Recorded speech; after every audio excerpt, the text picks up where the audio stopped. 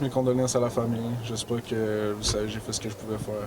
Une journée émotive que le conducteur de ce tracteur de déneigement privé n'est pas sur le point d'oublier. En pleine nuit et en pleine tempête, vers 3h15, Olivier aperçoit une masse en bordure de la rue La Bonté, près du boulevard Jacques-Cartier-Ouest, à Longueuil. Spontanément, il s'arrête et c'est là qu'il constate la présence d'une femme de 84 ans, inconsciente dans la neige. Elle était peu vêtue. Il s'agirait d'ailleurs de son foulard laissé derrière elle après son transport vers l'hôpital, où elle est malheureusement décédée. Comment tu vis les émotions aujourd'hui? Ouais, c'est spécial, je sais pas quoi dire, mais c'est la vie. J'ai fait ce que je pouvais. De savoir que cette femme-là n'est plus parmi nous. C'est vraiment triste, mes condoléances à la famille. J'espère que vous savez, j'ai fait ce que je pouvais faire.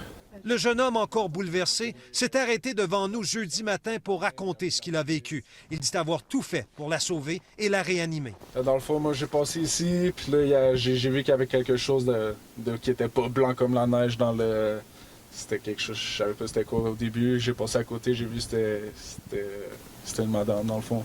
J'ai arrêté, puis c'est ça, j'ai essayé de lui porter aide.